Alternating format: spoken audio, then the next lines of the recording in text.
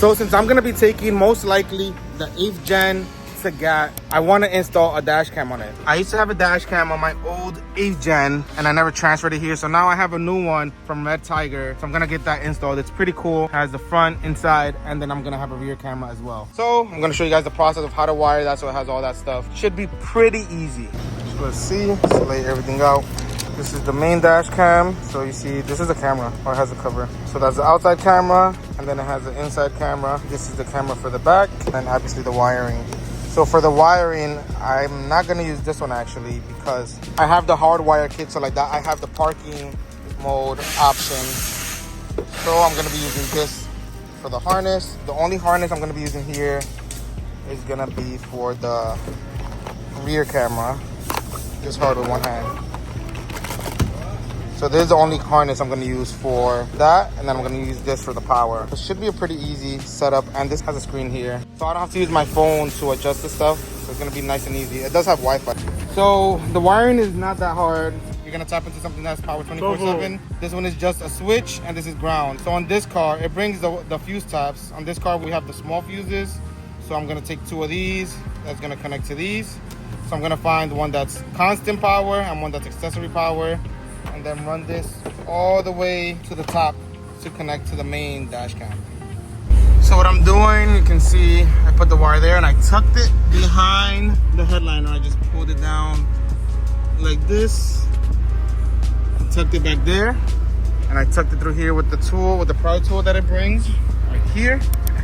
And you don't have to do this, you can keep tucking it around if you want around here, but since I know how to take this off easily, I took it off so that I can run the wire through there. I'll tuck it down there since the fuse box is in this area here. So I'll be able to clean that up nicely and just run the wire through there. And once that's connected, I'll mock up that and find the power wires and then run the rear camera. So I have everything mocked up roughly, wiring wise. Let's see, there we go. So now I'm gonna set this up real quick and then put up the camera and check out the parking mode, because that's what I'm most excited about. My other dash cams, I just have it wired when the car is on, it turns on. So this one with the Hardwire harness, it does have parking mode. I didn't even realize that this was touchscreen. So it is touchscreen, so that does make it a little bit easier to use. I thought it was literally just the buttons in the bottom here, but no, it's touchscreen. So I'm gonna get to setting this up. So for the parking mode, here's in the settings, it has that you can do like a G-Shock, so like if something hits the car, I'm assuming 12 hours, 24 hours, and 48 hours. I'm gonna leave just the G trigger because I don't want to drain my battery with the 12, 24, 48, even though this car is usually inside of a garage, but you can pick whichever suits you the best. I think I'm gonna use the trigger and go from there if I like that. I'm gonna see how sensitive it is, or if it's motion activated as well, whatever. And then if not, I'll switch it to whatever. But it has a whole bunch of stuff. It has speed, stamp, GPS, has GPS on there. It has everything that you need in a dash cam and more, to be honest. My other dash cams don't even have GPS integrated into them. So this one is looking like a plus. And I like that it has the interior camera there too. So I installed it like that. So you can see it has the interior camera and you can swap. I haven't installed the rear camera. You can see the front camera and then it still gives you a preview of that. And then after a couple seconds, I think I have it set for a minute, the screen just turns off. So it'll just be off so that it's not a distracting light or anything like that. I think it's a good spot. I ran the wire like that and it goes up to the headliner. Like I said, I ran it all through here. Gotta tidy this up and tidy this up and I should be all good to go, other than just doing the rear camera. So what I ended up doing with the Hardwire kit, I changed the dash cam to do 12-hour continuous recording after the car shuts off, because if I'm not mistaken, this box has different voltages. I set it to the middle one, which comes in default, which is 12 volts flat. Once the car reaches that voltage, it'll just shut off regardless. So it's not gonna completely kill the battery. So I'm gonna leave it at the 12 volts. And I have 2 batteries in this car. Like you can see the car is off and it's at 12.9.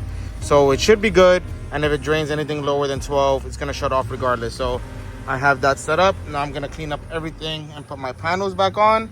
So now that I installed the front dash cam and then obviously the interior dash cam, since that's just one unit, I'm gonna install the rear dash cam so that it's the full system, and it looks pretty good. So I'm gonna show some video footage of how the front camera looks for now. And my windshield is tinted 15%, so it is going to look a little bit different than if you have no tints like most people or a lighter tint. So even on my phone, when I zoom in here, you can see a lot of good details compared to, like, let's say my other dash cams, like the license plate and stuff like that. But it does look a little bit like blue or darker, but it is because of my windshield tint. And to install the reverse camera, I've had really good luck doing this on my other cars. I have these sticks that you can attach multiple of to make them kind of whatever length you want. Bought these years ago. I don't remember for what exactly. Maybe on my security cameras in the house. But I've used them for so many random things like this. I could shoot straight to the back. You can see the tip of it is over there already. So I don't have to run the wires all the way through the edge and none of that stuff. So now what I'm gonna do is tape this to here, and then I'll be able to pull that straight to the back.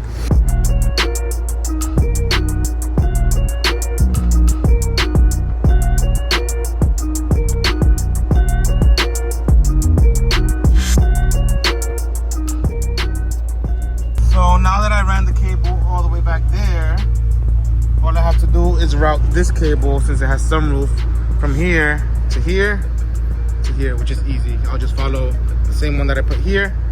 There you can see I have the reverse camera one there. I routed it through there all the way to the back. So now I'm just gonna get the reverse camera itself right here, mark that up where I want, and plug it in. So I'm just gonna put it dead center where this cable comes out basically. That's it. There we go, nice and installed. Double-sided tape is good. So I'm just gonna open the app, make sure that it's pointed right, because this does rotate fully, and I should be good to go. All right, I got it adjusted to where it should be, so you can see the lower is just above where my deck lid is. So it's gonna be the max viewing area. So all cameras are now set up. You can see it has the back, has the front, and you can cycle it here if you want them to be in different positions. If you want just one camera, that's the front. This also shows you which camera it is. If for some reason you can't tell, that's the back camera, or the interior camera, sorry. And then there's the back camera. You can put all three of them together there. I think it's a nice setup. I love the fact that there's a cabin camera. This is the first dash cam I have with the cabin camera, so that's a big plus for me. So now, completely done with the 8th gen with the GAT PREP. I think I might consider painting the front lip because it does have a scuff on the side, but I don't know if I'm gonna do that. That wouldn't make or break anything. All I gotta definitely do is get new tires because these are flipped already. For the 10-hour drive, I definitely need new tires, but I can get that within like a day or two with Chris, so not worried about that. But other than that, 8th gen is set. Dash cam is installed. Music is out because obviously we gotta take the kids and we'll be outside with the 8th gen. I'm excited. Really wish I could have took the wagon, but it is what it is. It makes more sense. It's safer to take this car, and let's be out there. Stay tuned for the next video. Thumbs up this video, subscribe to the channel. Thank you guys for watching.